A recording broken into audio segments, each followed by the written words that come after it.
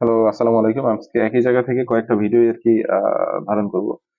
আহ, এখন দেখেন এই যে বাংলাদেশে যে বন্যা হচ্ছে, ফেনী, নোয়াখালী, কুমিল্লা, তারপর হচ্ছে যে অঞ্চলগুলোতে বন্যা প্লাবিত হচ্ছে, ওই যে বললাম না যে আমরা যতক্ষণ পর্যন্ত ভালো না হবো ততক্ষণ পর্যন্ত ভালো করার মতো দায়িত্ব কেউ নিতে পারবে না। শুনলাম যে ওখানে প্রচুর পরিমাণে ডাকাতি হচ্ছে কারা?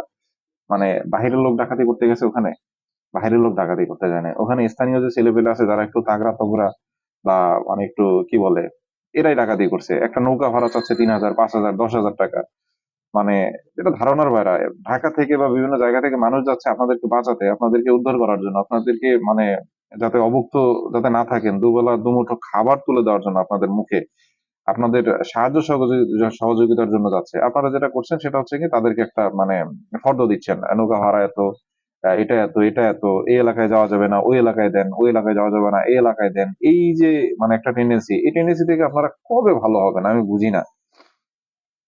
এরপরে আরেকটা জিনিস কি, এই যে ডাকাতের যে বিষয়টা বললাম, মানে অনেক ঘর বাড়ি যতটুকু শুনলাম, বিভিন্ন জায়গায় ডাকাতি হচ্ছে রানিং অবস্থায়। কারণ অনেকেই কিন্তু কোনো কিছু মানে নিয়ে বের হতে পারে না বাসা থেকে। তারপরে যতটুকু নিয়েছে ততটুকু সম্বলও যদি আপনারা মনে করেন এইভাবে এক একটা মানুষের কাছ থেকে মানে জোর জবরদস্তি করে নিয়ে নেন, সেটা আসলে খুবই লজ্জাজনক, লজ্জাকর।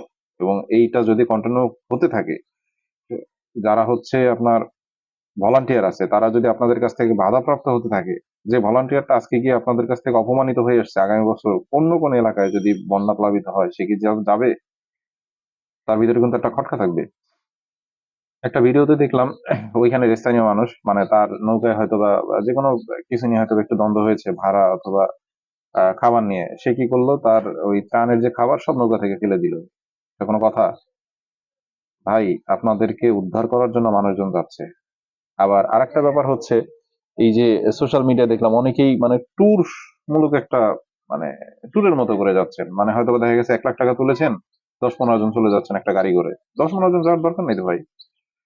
এটা অনেকে দেখছেন ছবি তুলে সোশ্যাল মিডিয়া মানে গরম করছে, যে যেভাবে পারছে গরম করে ফেলছে। দেখেন এই যে আল সুন্নাহ ফাউন্ডেশন লাখ লাখ মানুষকে সহযোগিতা করছে, ওনাদের কয়টা ছবি আছে প্রাণ দেয়া অবস্থায়? আপনারা ছবি তুলেন ভালো কথা, বাট আপনারা যারা নিজেরা আছেন যাওয়ার সময় তুলেন, বা আপনারা বা নিজেদেরকে নিয়ে নিজেরা ছবি তোলেন। এতে কি কেউ ছোট হবে না? এতে আপনাদেরও মান সম্মান বাড়বে। যদি আপনারা প্রকাশ করতে চান যে না, আমরা জনসাধারণের পাশে আছি, সেটা প্রকাশ করতে পারবেন। কিন্তু কোনো ব্যক্তিকে দেওয়া অবস্থায় কোনো ছবি তুলবেন না। কিছুদিন আগে এই যে গতকালকে না গত পরশু একটা ছবিতে দেখলাম যে একজন মানুষকে 2 কেজি আলু দিচ্ছেন, টোটাল 16 জন মানুষ। এটা মানে তামাশা করার একটা লিমিট থাকে।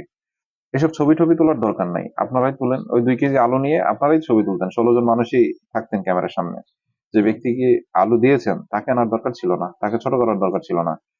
এই জায়গাগুলো একটু কমপ্লিট করতে হবে। আমি জানি না, আমার এই ভিডিও তো 8-10 জন দেখতে পারে, নতুন চ্যানেল। তবে যদি কেউ দেখে থাকেন, অন্তত এতটুকু বলবো যে নিজের জায়গা থেকে একটু মানে আপনার মাইন্ডটাকে ফ্রেশ করেন, প্রসারিত করেন। দেখবেন অনেক কিছু সহজ হয়ে যাবে, অনেক কিছু ইজি হয়ে যাবে। ধন্যবাদ, ভালো থাকবেন।